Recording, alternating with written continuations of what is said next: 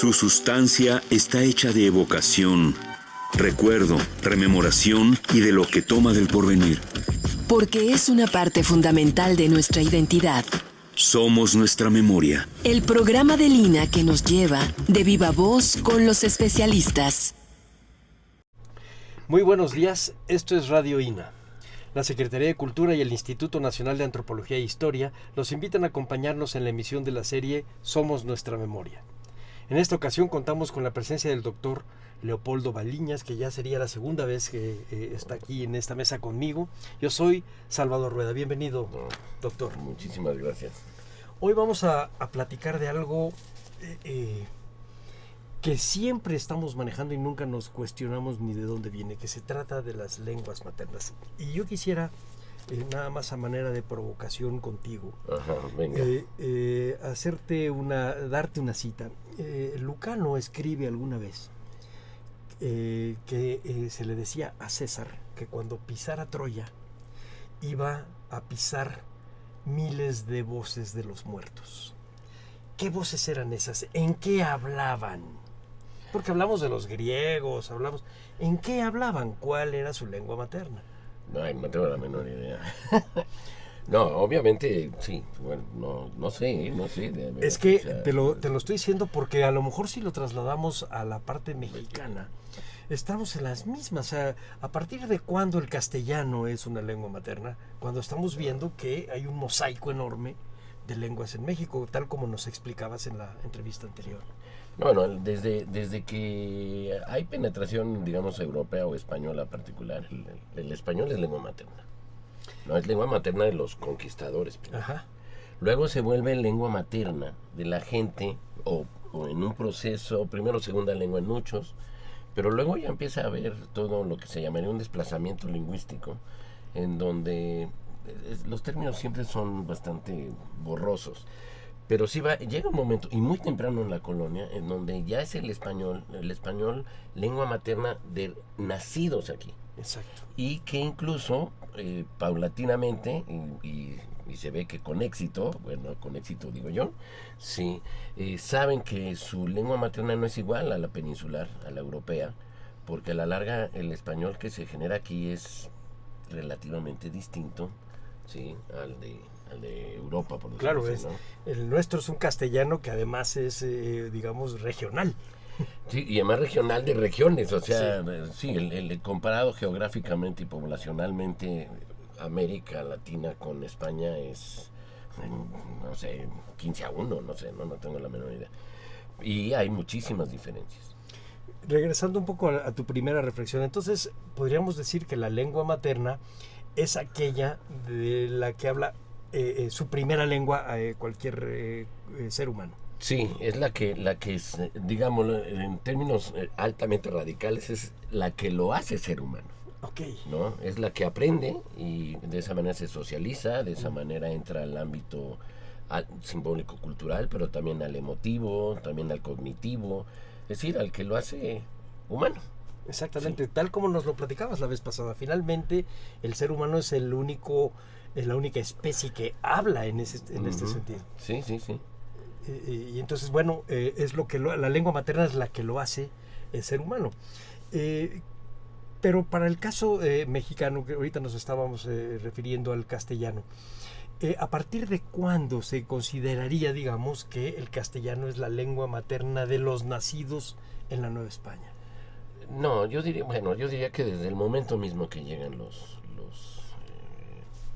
digamos, españoles, ¿no?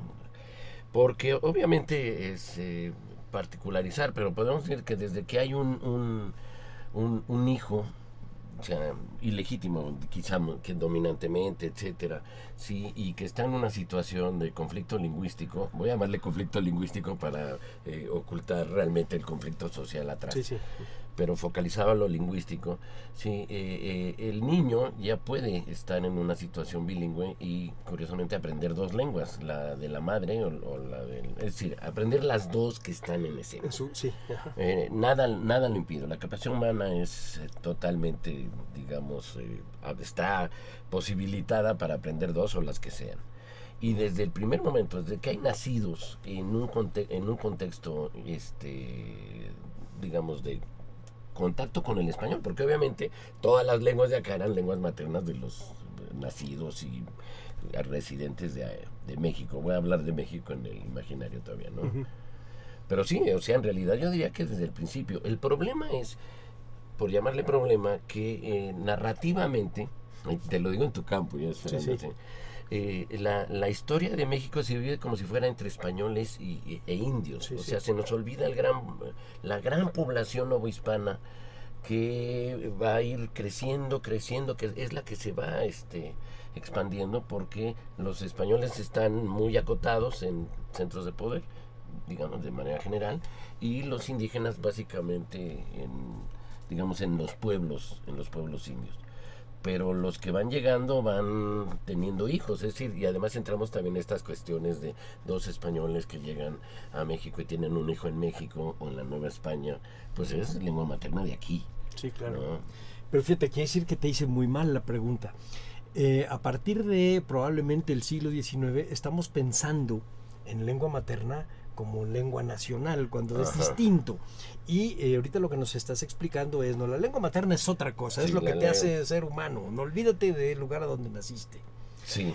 La lengua nacional sí es una invención, es un imaginario que se creó muy probablemente a partir de mediados del siglo XVIII, principios del XIX. Uh-huh. Y efectivamente los flujos migratorios de españoles, de indios, de chinos, de distintos grupos negros, etcétera, que fueron poblando la Nueva España, iban trayendo cada uno su lengua materna con su idea de mundo y las palabras que explicaban ese mundo. Entonces, en México hubo un momento en que hubo infinidad de lenguas maternas y quizá ni una lengua nacional. Te estoy provocando. Yo diría que el español siempre se instauró como lengua nacional. A partir del obispo Lizana sí se empezaron a prohibir publicaciones y documentos, etcétera, en náhuatl, por ejemplo, y en lenguas indígenas en general. Todos tenían que usar el castellano. Sí, pero aún así, es decir, la lengua que podemos llamar nacional en términos de generar identidad, sobre todo identidad nacional, o en donde se resuelven o se plantean las cuestiones administrativas, científicas. La región está en otro escenario porque era, digamos, bilingüe, ¿no? Pero básicamente es decir, todo estado va a tener una lengua instrumental y esa lengua la va a estar llevando como lengua nacional, ¿no? La lengua instrumental es la lengua nacional, un poco como en los Estados Unidos. Ahí sí los ladrillos de Babel están todos regados. Sí, exactamente. Y sin embargo es el inglés el que opera las relaciones sociales, económicas, etcétera. Sí. Ese sería, digamos, una de las dimensiones de esta lengua nacional, que en realidad no es la que se festeja, ¿no? O sea, esa es la que se asume que es como por automático, que todo estado, sí, incluso sea plurinacional, porque también está toda esta discusión de los estados mononacionales o la negación de las otras nacionalidades, ¿no? Quizá en la España de Franco, de negar todo lo otro, ¿no? Evidentemente todo lo otro. Aquí simplemente no se negaba, simplemente no se mencionaba. ¿No? Estaba por ahí mencionado el náhuatl, el maya, porque eran lenguas que corrían incluso en los grupos que llegaban al poder.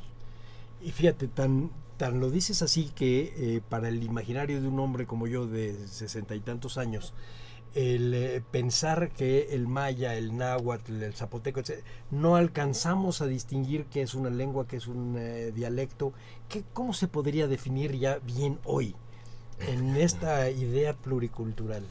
Sí, yo diría que hay dos grandes vertientes. Una de ellas, básicamente de tradición que podemos llamar europea, es considerar que la lengua es la que se identifica como nacional, la que se enseña en la escuela, la que básicamente los medios de comunicación emplean para, justamente para la comunicación, y que todas las variantes regionales, por ser regionales, esas serían dialectos, ¿no? Esta es mucho la visión europea. Lo digo de manera muy general, ¿no? O sea, hay una lengua nacional, la que identifica, y en cada comunidad, en cada pequeño pueblo habrá una manera particular y se puede ver, y hay diferencias gramaticales que se pueden rastrear. Pero en México eso tiene más bien otros valores, o sea, porque en México realmente lengua es como, digamos, es un genérico, es una palabra de hecho bastante elegante últimamente, porque teníamos idioma, ¿no? Idioma estaba asociado básicamente a lengua con escritura y sobre todo con gramática conocida, ¿no? O gramática librito, digamos. Y su opuesto era dialecto. Y dialecto no se llevaba hacia las variantes de esta lengua, sino más bien a las lenguas que no tenían o escritura o se decía que no tenían gramática. Yeah. Entonces esto hace que en México, y es normal, sí que haya claramente una distinción, porque nadie acepta que hable un dialecto. O sea, nadie va a decir que ya habla el dialecto español de Puebla, ¿no? O sea, se oye raro. Sí, ¿no? claro. Sí. Dirá de Puebla, o sea, dirá el español de Puebla así como, sí, o sea, como si fuera nada más un dato. Pero los dialectos sí van con mucha carga estigmatizada. Cuando surge el INALI, el Instituto Nacional de Lenguas Indígenas, sabe de esto, es decir, se da cuenta que hay 3 palabras que son altamente o están cargadas ideológicamente: lengua, idioma y dialecto. Dialecto, sí. Y lo que hace es evitarlas. Entonces, para evitar, vamos a llamar lengua e idioma, utiliza agrupación lingüística, ¿no? Es un término, en fin, bueno, usa agrupación. No, está muy bien, pero la gente corriente no lo usamos. No, de hecho hay una situación interesante porque evita el término también para, en lugar de decir, es que el otro término tampoco es dialecto, ¿no? El que le van a llamar el INALI variante lingüística. Pero hay que nombrar porque una de las razones del INALI es, digamos, hacer un inventario, un catálogo, para ver cuáles son las lenguas que van a ser declaradas nacionales de México. Entonces se necesita algo que sea lengua nacional. Y en el catálogo, que está en internet, consultable por todos, es interesante porque está diciendo, esa es la función del INALI, es esta, dice, bueno, y para fines de idioma y lengua, vamos a considerar las variantes lingüísticas como idioma. Es decir, a la larga, cuando aparecen las 364 variantes reconocidas en el catálogo de la década pasada, efectivamente se está hablando de las variantes y se pasa a lengua nacional, ¿no? Entonces ahorita además es un número verdaderamente mágico y misterioso porque son 364 indígenas más el español, que también es lengua nacional. Entonces hay 365. Y entonces sí resulta verdaderamente mágico. Sí, mágico. Y si aceptamos que está el criollo afroseminol de los mascogos de Coahuila, ese sería el bisiesto, ¿no? para hacerlo, aunque todavía no está oficializado. Ese es el problema también del INALI. El INALI, cuando hace su catálogo y por alguna razón omite alguna variante, por lo que haya sido, ¿sí? Oficialmente esa lengua no existe, claro. No existe. Cosa que sí resulta grave, cuando menos en términos del catálogo como un instrumento de consulta confiable. Sí. En la realidad, si tú no me dices que existe este afroseminol, yo pensaría que estás hablando de Florida y no de Coahuila. Y vienen de ahí, pero viven en Coahuila desde el siglo pasado. Fíjate. No, desde el 18. Desde el 19. Desde el 19. Es que no sé, pasado, yo todavía me siento. Fíjate que esto que cuentas me lleva a una reflexión que hizo algún historiador francés hace como unos 25 años, que era hablar del mundo latino. Entonces, cuando hablaban de los idiomas de los resabios de lo que quedaba del antiguo imperio romano, decía, bueno, vamos a empezar porque los romanos hablaban latín, pero era solamente todas las demás son variantes. Sí, los italianos tuvieron centenares de variantes, los españoles otro tanto, los franceses, acaba siendo gigantesca la variante del mundo latino, y se trae a México, o se trae a América, y se multiplica por N.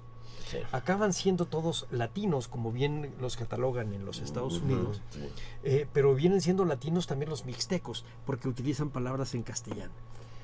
No, bueno, yo diría que el léxico realmente, y creo que lo decíamos en algún otro momento, no, el léxico no hispaniza las lenguas, o no las nahuatiza, o no las zapotequiza.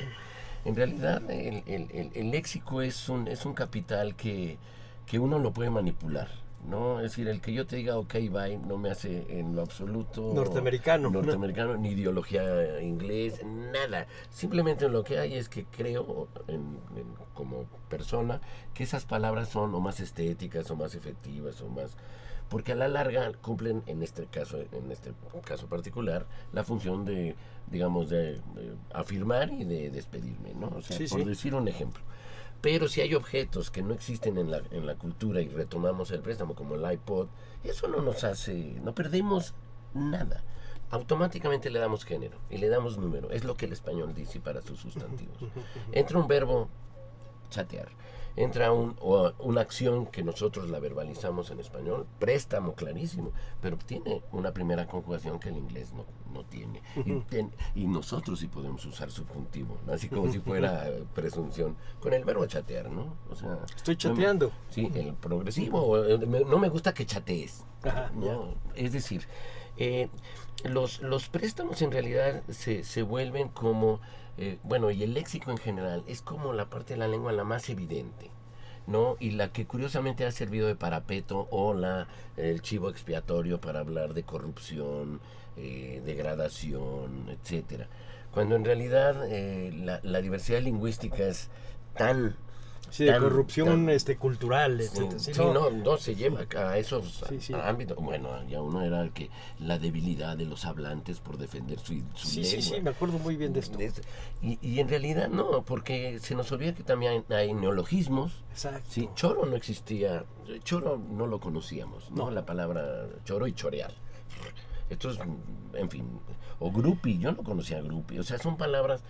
no sé, son neologismos, más los desplazamientos de significado. Y luego algunas que van desapareciendo. El grupi, por ejemplo, estás demostrando qué edad tienes.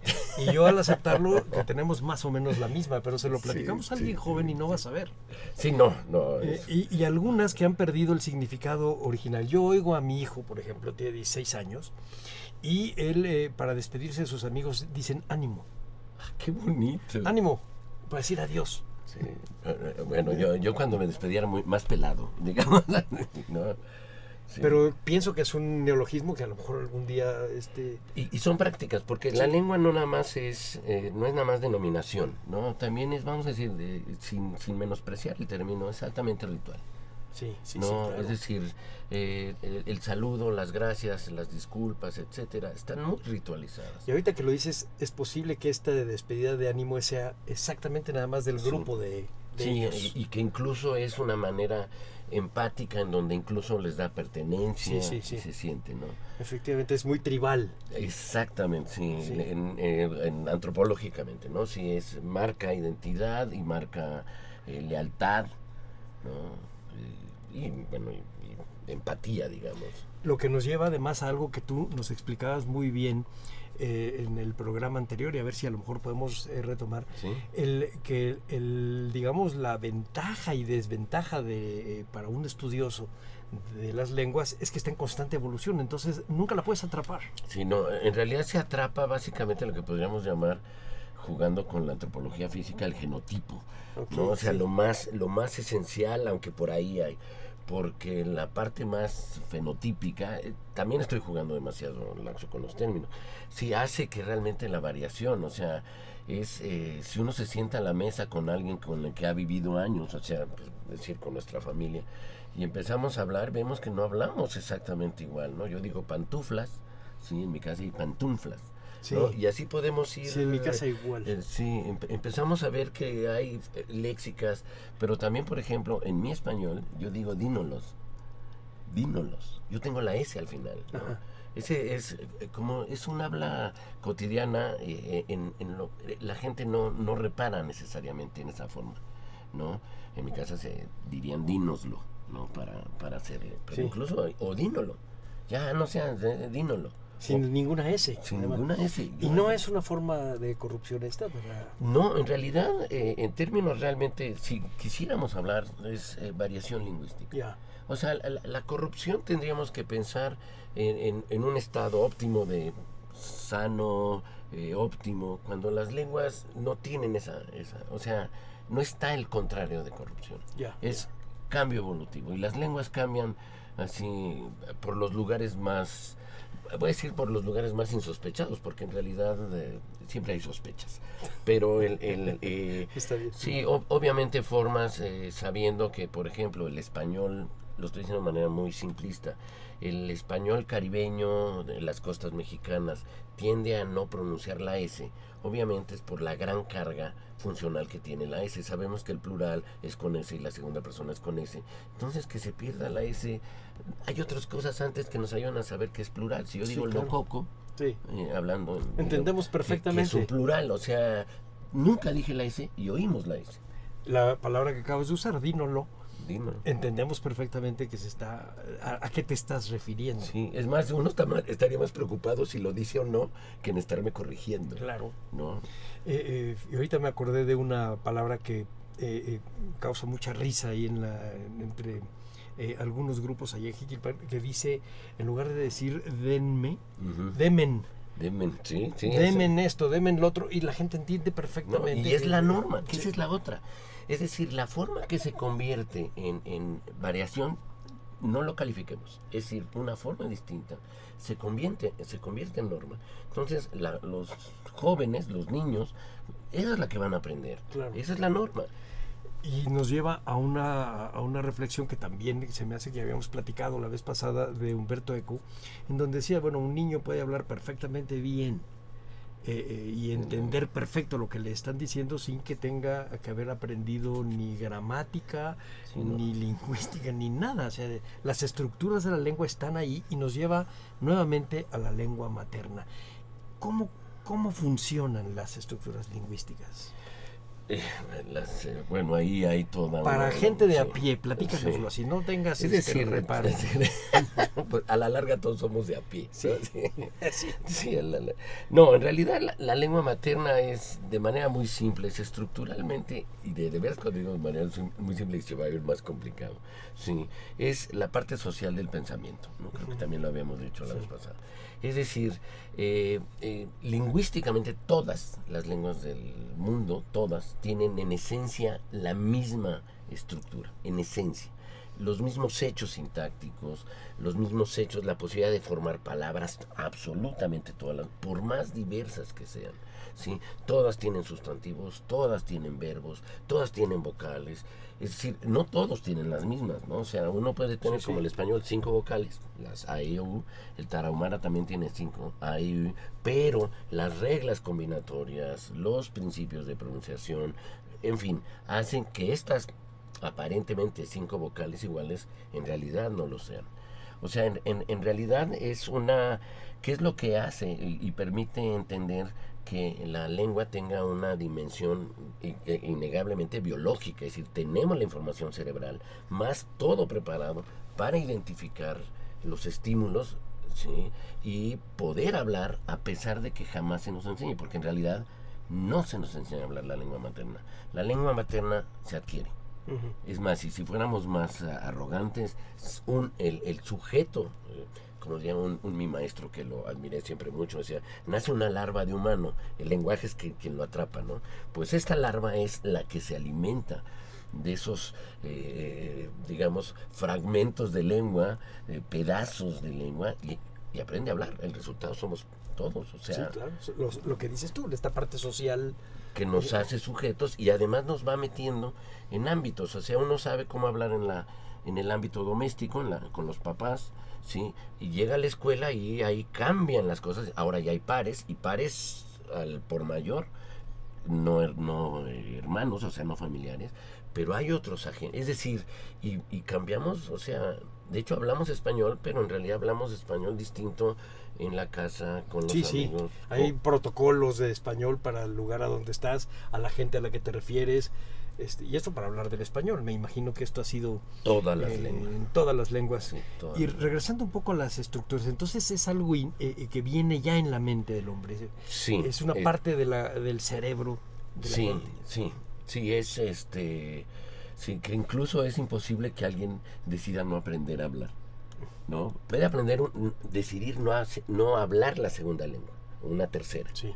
pero la primera no hay opción.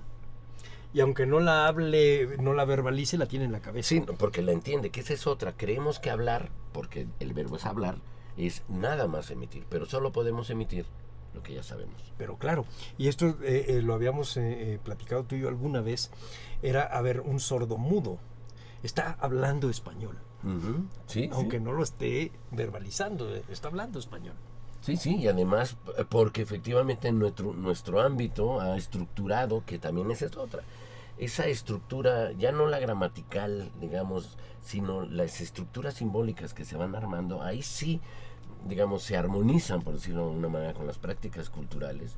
Y entonces, en realidad, ahora la lengua no solamente tiene, digamos, no solamente tiene esqueleto, sino que ahora ya tiene corazón, ¿no? Es decir, ya tiene sentido, ya tiene color, ya tiene emotividad, que es lo que justamente, es decir, hay palabras que nosotros asumimos que por sí mismas, sí, son palabras altamente positivas o negativas, Claro. ¿no? Y hay palabras que son, así las consideran, intrascendentes, ¿no? O sea, pero hay unas, y se mueven al digamos, al compás de las sanciones sociales. Sí, Hay una palabra que en el español mexicano está sancionada negativamente, que es carajo, ¿no? O sea, de hecho, decir carajo en ciertas familias era... Sí, a mí me sancionado. lavaban la boca con jabón, seguro. Sí, hay una canción del programa 31 Minutos, programa chileno de niños, en donde la canción dice explícitamente: mis libros se van al carajo, ¿no?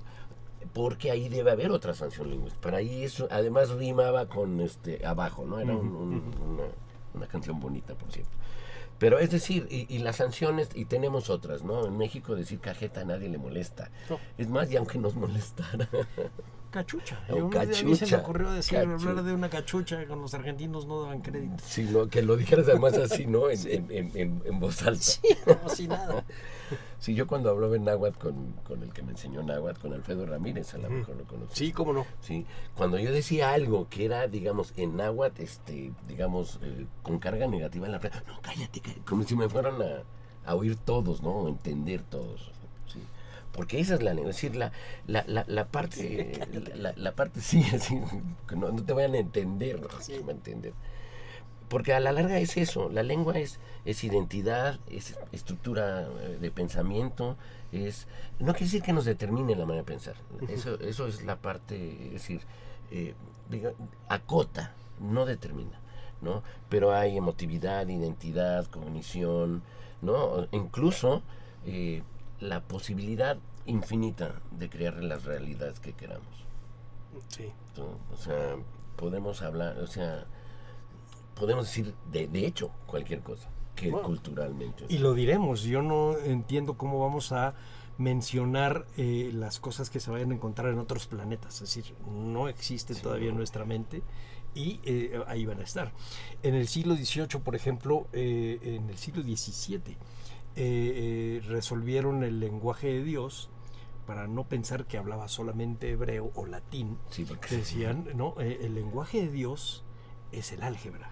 qué bonito, sí, para quitarle Leibniz. toda la carga, digamos, de desplazamiento de significado. Y además la carga Qué bonito. de que Dios fuera anticientífico, cuando dirían, no, la ciencia nace con de él, las ¿no? reglas de que él, él puso. Sí. que él puso, sí, eso está Sí. bonito. Sí. Es el álgebra y es la música. Sí, sí, qué bonito está eso. Y ahorita estabas mencionando lo de las vocales. Todos los idiomas, la estructura mental requiere de vocales. Sí. Sí, de sílabas y por lo tanto de vocales. Ya. O sea, se oye como que es demasiado simple, pero es el mismo humano. Es que es simple, pero pero llega realmente a estar en lo elemental. Si no piensas en eso, realmente no estamos dándonos Sí. cuenta de nada. Sí, sí. Y ahorita me acordé de algo que seguramente conoces, que es ciertos mitos y ciertas explicaciones para darle a las vocales lugar. Sí. Ajá. Recuerdo, por ejemplo, aquella de la Z. Sí, la que contabas de una letra que era desplazada, castigada, y Y que la nuestro mandaban al alfabeto está final. hasta el final. Hasta el final. Pero leía yo el otro día del alfa y el omega. Ajá.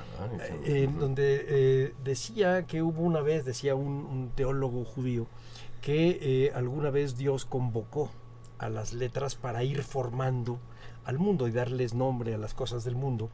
Y entonces el alfa siempre se mantuvo humilde. Y todas las demás estaban peleando por llegar cerca de Dios y pronunciarse en su oído. Y entonces, como premio, Dios puso al alfa al principio de su alfabeto. Del alfabeto.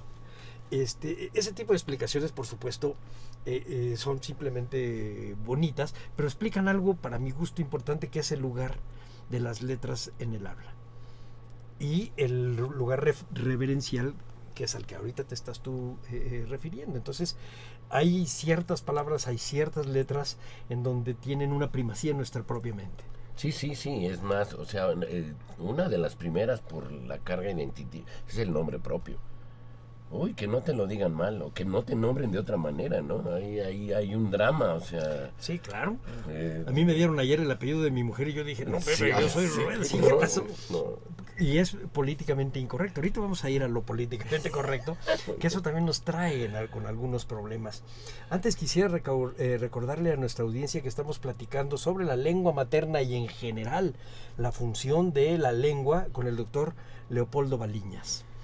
Vamos a platicar ahora de esta otra cosa rara, que es el políticamente correcto, que es algo que nos trae un poco entre chiste y no. ¿Qué hacemos para decirlo? Yo creo que lo políticamente correcto es hablar bien, claro, sin demasiados adjetivos, no sé, puntualmente. Pero ahora resulta que hay un asunto de género que hace todo más confuso. Sí, en realidad, de hecho, para mí, política, esta así como el libro, en lugar de bajar Moisés con las tablas, bajó nada más un libro que se llama Normas de lo políticamente correcto, que está en blanco. ¿No? Porque nadie sabe dónde está, cada uno asume que lo que dice o lo que hace es políticamente. No, es para descalificar al otro. Sí, por supuesto. ¿No? O sea, si uno dice, por ejemplo, consejeros, una mano levantará, como dices, consejeras y consejeros. ¿No? O sea, cuando uno dice, o sea, ¿qué es lo políticamente correcto? Dejar y respetar mi manera de hablar, o decir, y se pone, ¿no? Es decir, en realidad para mí es una manifestación, otra de las manifestaciones de, aunque no tengas poder, cree que tenlo y tráete a colación, sí, políticamente incorrecto, y califica. Cuando en realidad, o sea, tú lo dices, hay que hablar como queremos hablar. Sí. O sea, no es un deseo anarquista, no es un deseo... No, al contrario. No, uno quiere expresar, cuando quiere expresar emotividad, lo va a hacer. Quiere expresar miedo, lo va a hacer. Es que lo anarquista sería lo otro, que es no seguir ninguna regla. Sí. Es decir, no seguir ninguna regla, estamos fritos. Y no se puede, porque además la lengua no te lo permite. No, realmente incluso hasta tratar de violentar la sintaxis cuesta trabajo. Sí, claro. ¿No? Por escrito es distinto, porque tienes tiempo para escribir. Pero si yo te dijera, a ver, quítale todo el género a todas las palabras que tengas, o sea, no, uno necesita un esfuerzo. En castellano. Sí, en castellano. Porque, por ejemplo, entendería yo que hay algún otro idioma en donde el género no es tan... o es distinto. No, ejemplo. Son distintos. Sí. Sí. El problema también es que el género entró al español creyendo que en realidad es el sexo. Uh-huh. Y del universo gramatical, sí, léxico incluso, sí, las palabras que realmente relacionan género con sexo son una minoría absoluta, porque solo son aquellas en donde el humano o ciertos seres vivos puedan hacer o sea, tengan la distinción y sea relevante. Gorila no, víbora no, pajarito no, aunque podemos decir pajarita, ¿no? Es decir, sí. Pero sabemos que están en otro escenario. La mayoría de los sustantivos del español no tienen una posición de género, es uno, por desgracia se llama masculino o femenino. Si se pudo haber llamado A y no A, sí, no hubiera habido problema. El asunto es cuando uno está, porque incluso está vamos a llamar la creencia, que uno cree que en las lenguas que no tienen este tipo de género, a la larga sí lo tienen porque pueden decir perro o perra agregándole algo que diga hembra o macho. Uh-huh. No, Ahí se está hablando del sexo del animal, no se está hablando del género, ¿no? Bueno, pero como se le dice a un moralista como yo diría, no, en realidad no es que haya entrado el género, entró el sexo. Sí, Hay que quitarse no, el sexo. exacto. De hecho, lo lingüístico es género. El sexo, digamos, que la biología lo resuelve. Lo resuelva por su lado. Está bien. Hay lenguas que por alguna razón, alguna convención aceptada, en general creo yo ritualizada, han persistido y me parece que persistirán. Por ejemplo, hablemos del hebreo, del latín, de cierto chino, de ciertas... Árabe. De árabe, efectivamente. ¿Por qué? ¿Cómo funciona esto, digamos, históricamente, Polo? No, yo creo que vamos a llamarle sobremención. O sea, hay hebreo moderno, hay árabe claro. moderno, latín no existe, si latín es lengua muerta. Ahorita preciso, hay chinos modernos, no sé. Sí, montones, sí. Sí, ahí lo que realmente pasa es el rol de un sistema lingüístico, una lengua en su momento de alto prestigio, que queda plasmada de manera escrita. ¿Sí? Al pasar al ámbito escrito y que empieza a dejarse de hablar. Es decir, empieza a romper la relación con la parte cognitiva. Ahorita, aunque alguien hablara latín, o sea, en fin, pensemos que yo hablo latín para no meterme con nadie. Sí, mi sistema cognitivo es desde el español, Sí, es claro. el mexicano.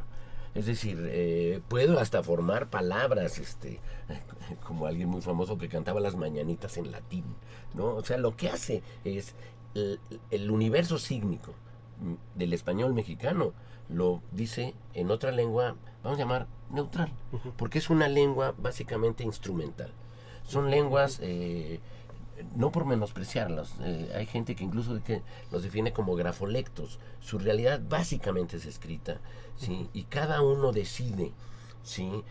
Cómo la lee, ¿no? Pero en realidad no genera aparatos cognitivos ni emoción. Es en nuestro propio sistema o no. Es una decisión también. Sí, propia. Obviamente da identidad porque no es lo mismo no saber latín o no saber alguna, ¿no? O identidad dura en el caso del árabe es decir, de las formas que están altamente ritualizadas, ¿no? En realidad son formas que persisten, pero no en su forma lingüística, sino más bien en su forma gráfica, en su forma escrita. Y la oralización es muy interesante porque la oralización estamos convencidos que todos oralizamos igual el latín. No, escuchemos a los gringos hablar latín. Sí, cómo no. ¿No? Sí, yo me acuerdo cuando no he tenido esa experiencia, pero sí con el náhuatl, que leían el náhuatl clásico, que sería una lengua igual, o sea, es un grafolecto, una lengua que existe solo escrita, ¿sí? Y cuando alguien lo habla y decía Tlacatl, ¿no? Decía, sí, bonito tu pronunciación, bueno, como si la nuestra fuera igual, ¿no? O sea, Sí, no, pero efectivamente uno nota que el latín no es el tronco de tu propia lengua. En el caso de los anglosajones, los angloparlantes no pronuncian en latín igual como no pronuncian el castellano igual. Y seguramente ellos oyen nuestro inglés e inmediatamente dicen, claro que este viene del mundo latino. Sí, de hecho, por ejemplo, las diferencias entre vocales largas y cortas del latín, yo dudo que alguien la hable, que alguien las haga. Sí. Sí, No. bueno, ni siquiera las entendemos ya, ni siquiera escritas. Sí, ya. ¿Cómo pronuncias? ¿Currículum vitae o Exactamente, haces el diptongo o mantienes o haces una fusión vocálica. Sí, ese es bonito cuando el recuerdo que tengo era una vez estaba discutiendo una obra de teatro y se dijo que el maestro, creo que lo conté aquí, que era el maestro bueno porque les enseñaba dicción, porque a los de Hermosillo les enseñaba a pronunciar la che. Dije, qué estupidez mayor, porque obviamente ya me imagino al pobre maestro de teatro cubano pensando en México, o sea, ¿qué les va a hacer? O puertorriqueño, cuando en realidad la lengua, al ser parte de la identidad, es pronunciada como cada uno lo quiere pronunciar, ¿no? Sí, lo otro es efectivamente una decisión y parte de la educación. La gente que estudia teatro en los países como Inglaterra o los Estados Unidos empiezan con el teatro clásico, en donde hablan un inglés que no es el inglés corriente. Y que se oye claramente. Y tienen teatral. que, sí, claro, su práctica es cómo abrir la boca y cómo pronunciar el inglés de Shakespeare, que no es el que ellos hablan. Sí, entonces, pero es parte de su carrera. Es como para un historiador estar haciendo paleografía. Tiene que hacerlo porque es parte de la carrera, pero no es que tenga una cosa ahí práctica, no tiene ninguna práctica, es una decisión. No, que además eso lo vuelve, digamos, calificado ¿no? A partir del manejo. Sí, claro. Nuestras experiencias. Sí, claro, bueno, yo recuerdo, esto es una anécdota rara, pero en alguna entrevista que le hicieron a Sean Connery, en donde tenía que hablar él como el Rey Lear o como alguien así, dice, bueno, sí, pero él no es inglés. Sí, ¿no? O sea, es... O que sale de héroe escocés y él es australiano, y entonces para quitarle un poco la... Sí, Mel Gibson. Mel Gibson, sí. Bueno, es parte de su profesionalización, ni hablar. Sí. Entre las preguntas que teníamos acá está el papel de los medios de comunicación en algo que calificaron como un conflicto lingüístico. No sé si es exactamente un conflicto lingüístico, pero sí los medios de comunicación creo que tienden a crear una suerte de sublenguaje. No sé cómo lo dirías tú. Una forma ahí particular. Sí, y que ahí sí podría ser incluso pues quizá como un dialecto raro. O sea, tú y yo podemos hablar como hablaba el Loco Valdés hace 40 años. Ahora nos oye un muchacho, no nos entiende. No nos va a entender, sí. Sí, pero en realidad lo que hace es, insisto, o sea, es decir, si nosotros en un ideal absurdo pudiéramos ser escenario social, hablaríamos una sola manera de hablar. Sí. Pero ese no existe. Porque en una misma familia tenemos los ascendientes y los descendientes, y además tenemos nuestros pares que son de distinto sexo. Sí, sí. O sea, y más, ahora sí que las visitas, ¿no? Es decir, los no consanguíneos, por decirlo así. Lo vamos sumando, y en realidad nuestra competencia lingüística y comunicativa es altamente prodigiosa, es decir, porque nos vamos ajustando a partir de tener modelos previos. O sea, nos mandan a la secundaria por primera vez, donde ya no van nuestros papás, por decirlo así, y tenemos que enfrentarnos a un universo lingüístico que no es el mismo que era el infantil y el de la casa, ¿no? Con mayores, con prefectos, en fin, ¿no? Y de ahí con los pares, y nos vamos ajustando. Salimos de la prepa, y la prepa es otra crisis lingüística, porque empieza a llegar gente de otros espacios culturales y sociales. Es decir, a menos que se haya estado en una escuela preparatoria muy privada y muy conservadora, pero en realidad a la larga uno se va acomodando. Y hay instituciones, es decir, el discurso, por ejemplo, de los, vamos a llamarle, lectores de mano o lectores del destino, es también un lenguaje enredado, lleno de giros y todo, es para que tenga efectividad, de que sí sabe leer las cartas o la mano o lo que sea. En el caso de los medios de comunicación están obviamente todo el sistema noticioso, que lo que tratan es de utilizar un lenguaje demasiado puntual, pero incluso uno es altamente formulaico. Bueno, estaremos al tanto del caso. O sea, todos dicen eso, ¿no? Sí, sí. O nuestro corresponsal. Es decir, hay frases, hasta uno las repite ya. Sí, le vamos a dar seguimiento. Sí, le vamos a dar. Y eso quiere decir que nunca se lo van a hacer. Nunca más, ¿no? Sí. Nunca más se va a saber, ¿no? Sí. Pero además tenemos otro tipo, lo que se volvió, digamos, todo este tipo de televisión, de concurso, de reality, en donde en realidad lo que uno oye es un universo lingüístico, porque además no nada más hay mexicanos, ¿no? O sea, pero incluso uno sabe que esa no es su realidad lingüística. Sí. Es decir, yo veo la tele y yo créeme que fui altamente, porque mi mamá me decía, no sales porque sacaste malas calificaciones, me quedaba viendo la tele, ¿no? O sea, yo fui hijo de la tele blanco y negro. Pero eso no me hizo tener un lenguaje televisivo. No hablo como Bugs Bunny. O sea, claro que no. Nadie habla así. No, porque obviamente quienes sí te sancionan, son tus pares. Sí, como no. Ahorita que dices que no hablas como Bugs Bunny, pero sí teníamos un compañero tartamudo que decíamos que hablaba como Porky. Como Porky. Sí, eso sí lo hacíamos, ni modo. Yo también tuve un amigo Porky, y a ver le decíamos Popo Porky, Sí, ¿no? Para sí, que sí, fuera icónico. Sí, pero bueno, finalmente sí los medios de comunicación acaban influyendo en estos estereotipos, pero no en las estructuras lingüísticas. No, obviamente Broso, por ejemplo, aparece, pero si te fijas en realidad es uno de tantos. Gordolfo Gelatino en nuestra, en nuestra generación, y cada uno va teniendo sus... Pero además, curiosamente, son del ámbito humorístico. Es decir, no, ningún culto, porque todas las televisoras y todos creen que tienen, le quito el creen, tienen una persona culta que es el que habla de literatura, ¿no? Sí. Nadie los imita. Sí, claro. No, nosotros imitamos lo que realmente nos motiva y que nos hace... Sí, hablas más como Broso que como Pepe Gordon. Sí, exactamente, exactamente. Y no porque te caiga mal uno. No, para nada. Porque no tiene nada que ver, es algo que tiene que ver con un impacto en cierta parte de nuestro cerebro. Y de la parte afectiva.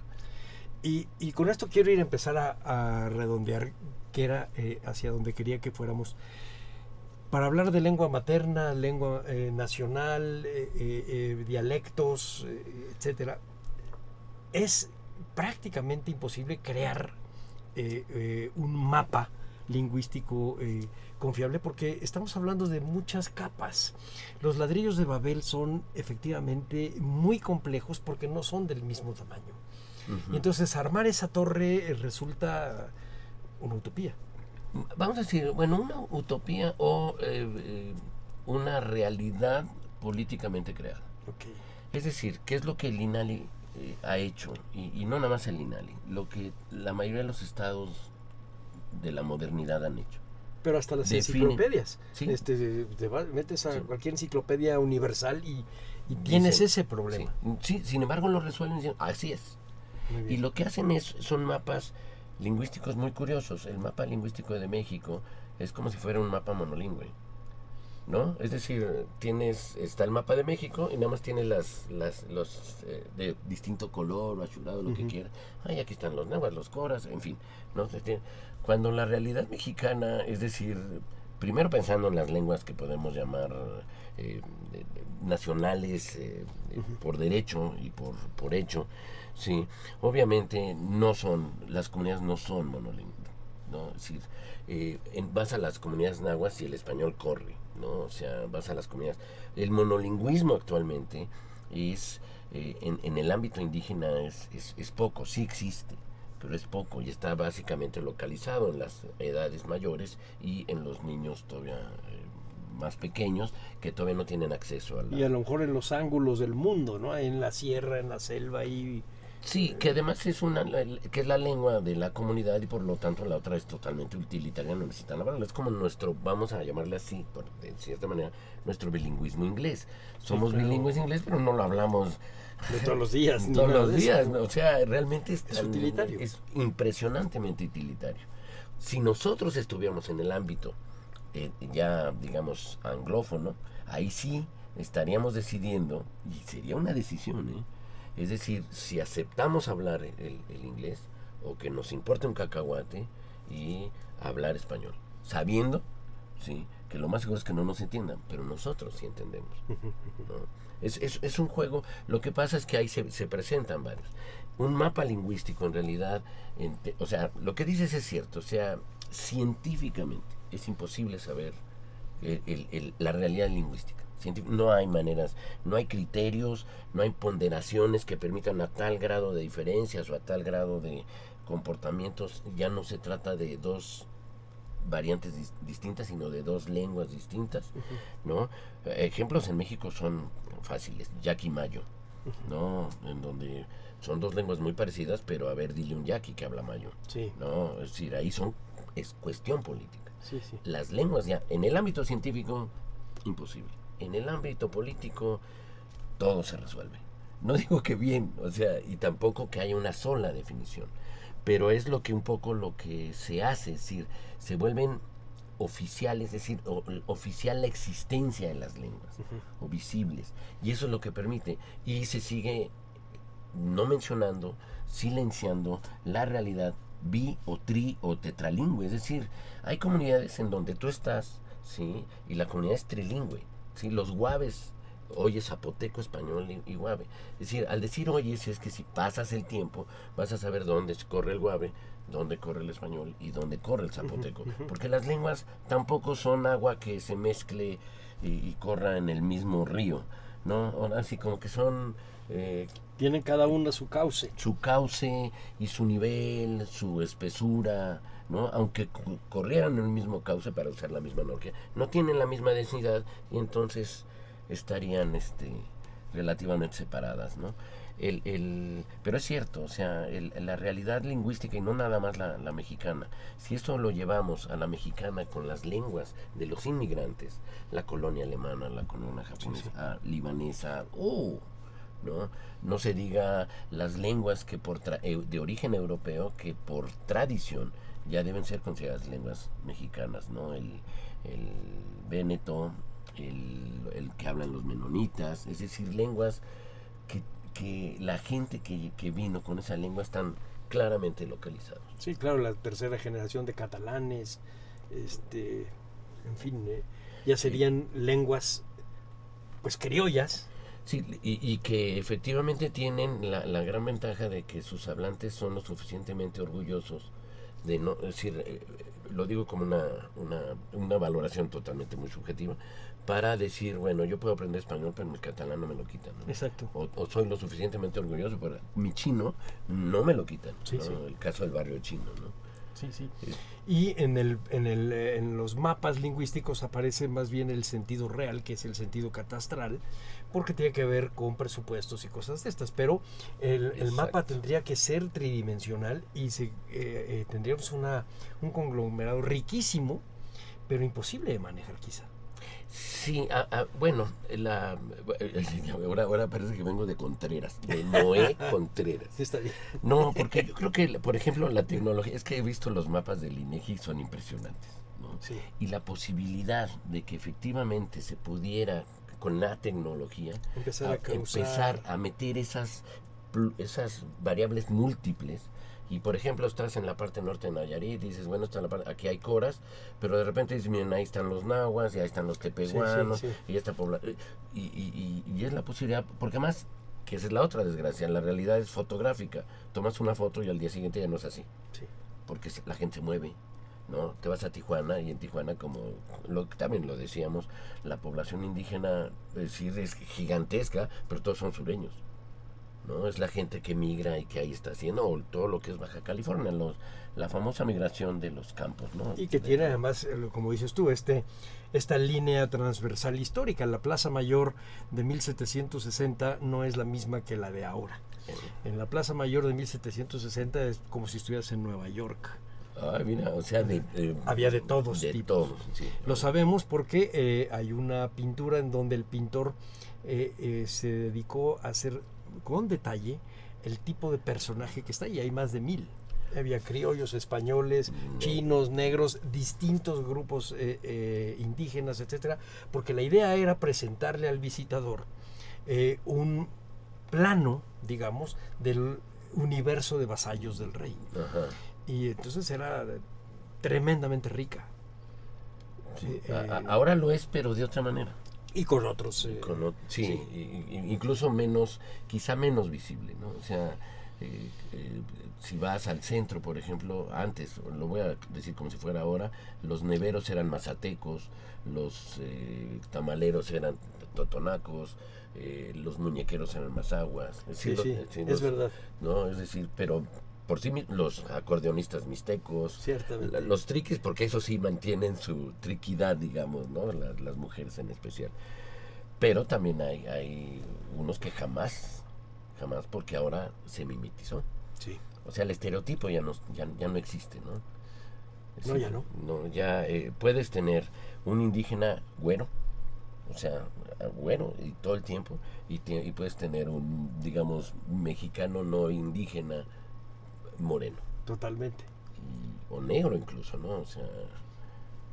Sí, y además su manera de hablar, etcétera, si no es por las palabras que pronuncia, no vas a saber No, y aún así, porque aún así, es decir, hay los estereotipos, como ya la televisión también abrió a escuchar otros acentos. Sí. Ahora la gente, o sea, puedes engañar a alguien. Si te oyen tu acento y dice, ¿dónde eres tú? Pues soy de Macondo. Y la gente se va tranquila. Sí, como... Ay, conocí a alguien de Macondo. Sí, es cierto.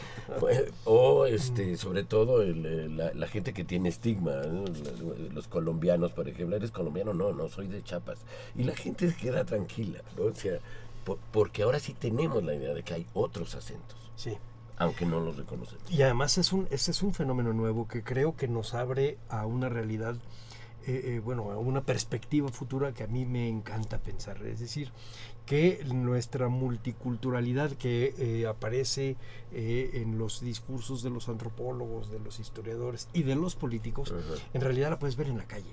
Sí, sí. Es decir, en la calle y ya entró a las casas. Sí. Es verdad. ¿No? Es decir, obviamente, yo no sé, pero mi familia no es mono, no era monocultural, había de dos nacionalidades al menos. Pero llegaban las muchachas que hacían la limpieza y entraba otra manera de ver el mundo, de organizar, otras prácticas alimentarias. O sea, hijo de gallego no me hizo comer caldo gallego todos los días, me hizo comer tortillas. ¿Quién? No, la otra parte, ¿no? Sí. O es decir, las prácticas que uno tiene, sobre todo en situaciones urbanas. Sí, sí. Porque lo urbano moderno es totalmente complejísimo, sí. Lingüística y culturalmente. Sí, sí, es complejísimo. De hecho, el pensamiento más conservador no se da exactamente en las ciudades. Ahí está todo mucho más polarizado. El pensamiento conservador, decía Fernand Braudel, está en las montañas. Qué bonito. Uh-huh. Ahí es a donde lo encuentras, donde están los pastores, donde están los trashumantes y los nómadas. Ahí es a donde está. Sí, porque además no tienen, diciéndolo de manera muy sencilla, no tienen que resolver grandes conflictos. En el mundo urbano el conflicto es constante, ¿no? Por el horario, el desplazamiento. Es decir, si te oyera Lévi-Strauss te hubiera regañado, porque hubiera dicho, no, su pensamiento es más complejo todavía. Sí, no, yo no digo que el pensamiento sea complejo, no, yo digo que la realidad es la que tienen que decir, o jugando para, decir, tampoco para pelearme con Lévi-Strauss, sí, no, porque obviamente es lo que siempre hemos dicho, bueno, al menos en cierto ámbito, es decir, nosotros estamos más preocupados por tonterías que por trascendencias, como llegar a tiempo. Sí, claro. ¿No? Aunque hagas lo posible por llegar a tiempo, no llegas a tiempo. ¿No? Es decir, y en otros lugares, las ciudades pequeñas, las comunidades pequeñas, nos vemos temprano. No hay hora. O sea, para nosotros el norte es un punto y lo queremos ver, ¿no? No es un rumbo. ¿No? Es decir, se hizo, un minuto es un minuto, o sea, es cuando dice el árbitro, quedan 2 minutos, o sea, verdaderamente sentimos que 2 minutos, o sea, es decir, nos preocupamos, sí, claro, por precisiones tontas. Sí. Sí, realmente sí es tonto eso. Déjame hacerte quizá una de las últimas preguntas, que es el futuro de los estudios lingüísticos. ¿Para dónde llevarán? Yo siento, Polo, que la lingüística que está en la base de la fundación del INAH, y no solo del INAH, ya en 1925 decía Castillo Ledón que era lo más importante del antiguo Museo de Arqueología, Historia y Etnografía. No le hemos dado la importancia que tiene, pero yo pienso que lo que los lingüistas hacen realmente nos va a marcar un rumbo, porque seguimos estando metidos en el laberinto de las lenguas, en el laberinto del lenguaje. El día que realmente exista Babel y que no nos vamos a entender, entonces sí tenemos problemas. Sí, no, yo coincido y la realidad también nos enseña que el número de lingüistas ha crecido, el número de universidades o de escuelas que forman lingüistas también ha crecido. O sea, México era de pena, o sea, no había escuelas de lingüística, o sea, no había 10. ahorita ya hay 16, así bueno, pero ve, estamos hablando de 32, bueno, en fin. No, pero es correcto lo que dices, porque si no fuera por los misioneros de las sociedades bíblicas del siglo XIX o el Instituto Lingüístico de Verano, en realidad ni siquiera oirías la palabra lingüística. Si no, y seguirían siendo invisibles. Sí. Pero ahora ya no hay misioneros, ahora el trabajo de ustedes es otro. Sí, y es un trabajo que va acompañado de la complejidad lingüística, porque si pudiéramos hacerlo en una manera bastante esquemática, obviamente se necesita el registro, la descripción, la visualización de la gramática, o sea, que un hablante conozca su gramática, es mi opinión, obviamente, es un placer, ¿no? O sea, cuando dices, qué caray, ¿no? Cuando razonas algo que la cotidianidad nunca te ha permitido que lo hagas. Eso sería la parte gramatical y es necesario, tanto para la ciencia lingüística como para las mismas lenguas, incluyendo las formas del español. Pero también hay situaciones que podemos llamar de contacto lingüístico o resultados de contacto lingüístico, de actitudes lingüísticas, de conciencia lingüística. Es decir, cuando hay dos lenguas o tres que entran en contacto, y contacto es un término muy elegante, porque la realidad mexicana, ese contacto siempre es un contacto de arriba abajo, no de...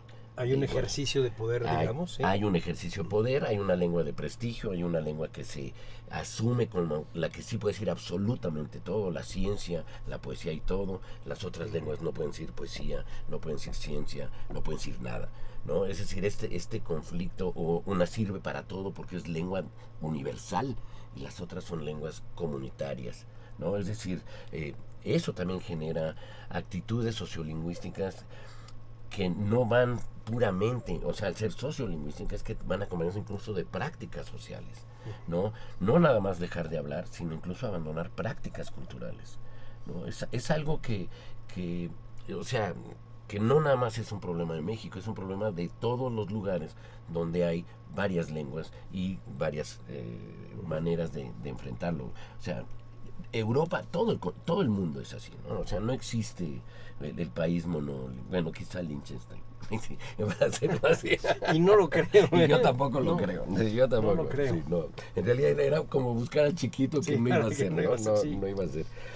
Y por otro lado está todo las tareas que son para mí urgentes, que es todo lo que sería de lingüística, llamémosla aplicada, por llamarle de una manera, no me gusta la etiqueta, pero es básicamente de la planificación, la organización, porque no se puede dejar al arbitrio de los usuarios la creación, por ejemplo, de sistemas de escritura, ¿no?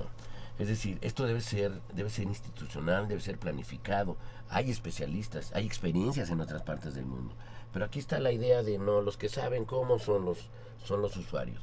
Si los usuarios saben hablar, no saben escribir, ¿no?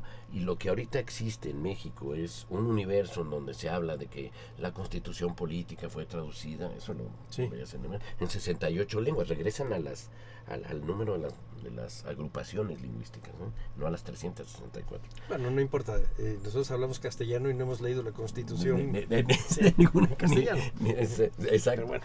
Y ahí lo que se señala es, o sea, espérate, me estás ahora hablando incluso de otra tarea. Si primero ya está escrita, porque obviamente la tradujeron para escribirla. Sí, pero además ¿cómo tradujeron? Sí, o sea, ¿tú crees que es patria traducible? ¿Es derecho traducible? Es decir, ¿de qué estamos hablando? O sea, son situaciones en donde en el devenir, si hubiera un devenir normal, los grupos humanos saben cómo hacerlo. Pero este es un devenir de golpe. Es decir, este es un golpe en lo inmediato, que aparece una realidad que hay que nombrar ahora. Constitución política, Estados Unidos mexicanos. O sea, ¿en qué idioma lo puedes? ¿No? Usar neologismos, usar préstamos, tararín. Más otra serie de características. Me tocó estar en un programa me parece que era la CDI, de traducir el himno nacional a las lenguas indígenas, ¿no? Pero tiene que ser una por lengua indígena. Y en una comunidad hubo 2 versiones. Fue un drama. Y eran 2 formas distintas de traducir el himno nacional. Y estamos hablando de poesía, además de la carga nacional. Y la poesía tiene otras reglas de juego, ¿no? Es decir, no es para enseñar ni a traducir, sino es para decir cómo formar traductores, cómo ayudar a la reflexión de la traducción, de la interpretación, de qué cosas son, o sea, las tareas. O sea, Babel se queda verdaderamente, es una bonita analogía, pero incluso se queda verdaderamente corta con los problemas que siguen, incluyendo el español. Sí, y bueno, y además hay la otra tarea que alguna vez nos habías platicado tú, que es qué hacer con las lenguas que están a punto de desaparecer. ¿Cómo evitas? Porque la riqueza que se pierde con una lengua que desaparece es grandísima. Que no solamente quede su huella, como si fuera la huella de un dinosaurio, ¿no? Es decir, sí, un poco como el latín, un poco como el latín. Nada más que el latín mantiene su prestigio. Sí. Sí, pero es como si hubiera quedado por ahí algún texto escrito en donde lo único que tienes es ese texto sin todo el peso cultural, porque decimos latín y lo vestimos de alta cultura, en fin, cosa que con las lenguas indígenas uno dice, oh, mira, encontré este documento del siglo XVII, es un documento del siglo XVII. ¿No? Es decir, como si no tuviera nada atrás, pero es que no sabemos de qué vestirlo. Y porque además sabemos que si es documento, sí está la sociedad novohispana. Sí, claro. ¿No? Es decir, hay otra, hay dos al menos, ¿no? La novohispana más el grupo que habla la lengua. Esa lengua. Y además la intención para la que fue escrita, que es muy posible que sea un lenguaje judicial, que no es el lenguaje cotidiano. Exactamente, y determinado por pautas novohispanas y reglamentadas, y etcétera. Híjole, bueno, el trabajo que tienen ustedes encima es temible y terrible. No solamente convertir los valores, digamos, de la nacionalidad y la legalidad cultural que nos hace una nación en las lenguas indígenas, sino hacer que esas lenguas indígenas sobrevivan. Sí. Y yo le agregaré otra, así como dice, bueno, ahora como en el metro, cabe alguien uno, ¿no? Otro más. Sí. No, todo lo que podemos llamar cuestiones de patología y de adquisición del lenguaje. Si la dimensión más biológica, es decir, porque hay problemas de adquisición que pueden ser patológicos y hay patologías del lenguaje. Sí, se necesita también la formación de especialistas lingüistas en cuestiones de terapia, identificación, diagnóstico. Ahorita un maestro de primaria y dice, este es disléxico, este es así como decir, está enfermo. Uh-huh. No, como los médicos de ahora que yo digo, está alérgico. O sea, no, es decir, los problemas del lenguaje, no los problemas sociales del lenguaje, sino los que podemos llamar problemas de patologías del lenguaje, tampoco podemos menospreciarlos, ni ignorarlos, ¿no? O sea, problemas, afasias, dislexias, es decir, dislexias, ¿cómo lo detectas? Sí, no, y además, ¿cómo lo das abordas? Terapias, ¿Cómo claro. das terapia? Bueno, porque no es lo mismo, hay toda una tipología, esa en otros países se ha avanzado, sobre todo con las lenguas dominantes. Sí, en el español está avanzado, pero eso no se puede pasar así a cualquiera de las lenguas indígenas, ¿no? Hace tiempo en México era el modelo, era el ruso el que se usaba y se traducía al español para generar los instrumentos. Decías que ridículo, ¿no? O sea, por fortuna creo que ahorita ya la especialización, pero también es otro campo que no podemos descartar, ¿no? O sea, cuando hay gente que tiene problemas, voy a llamar de memoria, muy, muy simples, ¿no? De memoria en donde interviene la lengua, ¿no? O cuestiones en donde la persona tiene un problema por cáncer o por lo que haya sido y necesita terapias, digamos, de articulación, ¿sí? O sea, si no puede hacer la R, no tiene por qué obligarlo a hacer la R, porque esa es una norma que tenemos, es decir, es otra norma. Sí, bueno, pensemos en un caso hipotético, alguien que tenga Alzheimer, que sea zapoteca. ¿Cómo tratas su Alzheimer? Quizá recuerda cosas en castellano, pero el problema está en su referente del mundo, que tiene otras palabras. Sí, y las estrategias lingüísticas que puede utilizar. O sea, algo así como no busques las palabras, busca el contexto. Sí, o al revés, es decir, y la otra es lo de siempre, la educación hacia a los sanos, ¿no? A los monolingües de español. El problema de los enfermos, y enfermos o que tienen frenillo, que no están enfermos, tienen frenillo. El problema de las lenguas indígenas no son los hablantes de lenguas indígenas ni los enfermos, es la sociedad que los discrimina. Creo que aquí decíamos, ¿no? O sea, es que mi hijo tiene un problema lingüístico, que tiene frenillo, no. Él tiene un problema, no tiene ningún problema. Su problema es la familia, ¿no? Y sus amigos. Ellos son los que se van a burlar, lo descalifican. Así somos, o sea... Sí, claro, decía del Popoporqui, él no es el problema, somos nosotros. Somos nosotros que además, él le puede dar gusto o no, pero es como si él tuviera ya un estigma literal y además tatuado. Sí, cómo no. ¿No?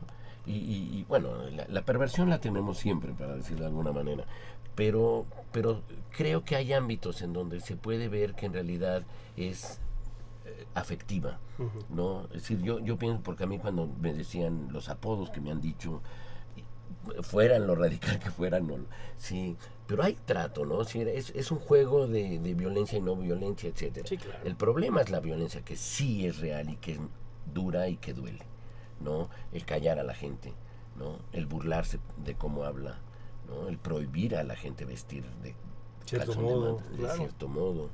Es decir, yo creo que también esa es otra tarea que también urge, pero ahí sí no sabemos a quién o de quién es responsabilidad. Sí. Porque no basta el decir seamos tolerantes. El problema no es nada más de tolerancia, ¿no? Es decir, es un acto de respeto. Claro, la tolerancia es un primer paso. Sí, el siguiente un paso es primer qué hacer con Sí, exactamente. y cómo. Sí, yo siempre ponía, si yo fuera a los derechos humanos de la Ciudad de México a decir que se burlaron de mí porque dije aiga, ¿qué me diría él? Pues traiga al que le dijo ahí. Tráigalo, ¿no? Esperaríamos mientras no me corrija, ¿no? Sí. Si me corrige a él sería el siguiente que le diría al otro, ¿no? No, obviamente, es que hay cosas lingüísticas en donde, no, que era otro, o sea, comete uno una falta de ortografía y le quitan 10 puntos del IQ, como si no hubiera lapsus en la ortografía. Es decir, como si hubiéramos nacido alfabetizados con la norma, ¿no? Es decir, es una práctica. Bueno, por suerte no es Leibniz el que nos califica, porque si no tendríamos que saber álgebra todos. Sí, que también durante un tiempo tuvo, ¿no? la necesidad de realmente dar la forma del lenguaje, digamos, simbólico para poder formular cosas, ¿no? Bueno, los lingüistas, yo me acuerdo de haber visto textos de lingüistas que no podía yo entender. No se nada. entiende. Eran para los iniciados. Sí, en realidad están criptografiados. Sí. Pues Polo, se nos acaba el tiempo y caminamos por el densísimo mapa de la lingüístico de la realidad mexicana, un mapa imposible por otro lado. No sé realmente si haya habido una línea, pero es que la lengua es así. Nos lleva para todos lados. Empezamos con la lengua materna y acabamos con los lapsus y con pero es que el problema real está en nuestra construcción del mundo. Decía Josh Steiner que finalmente la historia, el mundo y todo no es más que una construcción verbal. Y si no estamos de acuerdo en que puede ser coherente, no va a ser coherente. Y ahora a lo que enfrentamos es que esa construcción verbal puede tener muchos idiomas y que es complejísima. Sí, y que incluso los mismos, por esa presencia de muchos idiomas, ni siquiera coincidan los términos. No, casi con seguridad no van a coincidir. Y pueden ser puntos de conflicto. Además de las relaciones de poder, simplemente el que les das valor distinto a las cosas. Sí, te acuerdas, decíamos el ejemplo de heaven y sky en inglés, es ¿no? verdad. Con cielo.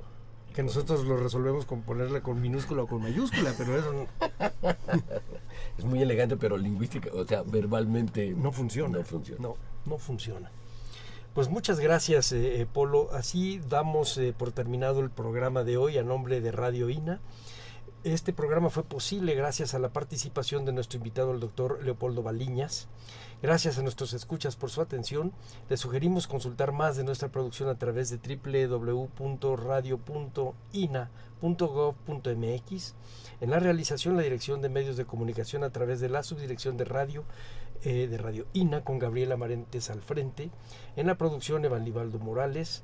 En los controles técnicos y edición, Rubén Martínez. El apoyo, Marta Hernández. Yo soy Salvador Rueda. Hasta la próxima. Las opiniones y comentarios aquí expresados son de entera responsabilidad de quienes proporcionan la información y no representan necesariamente las opiniones de Radio INA ni comprometen el pensamiento editorial del Instituto Nacional de Antropología e Historia.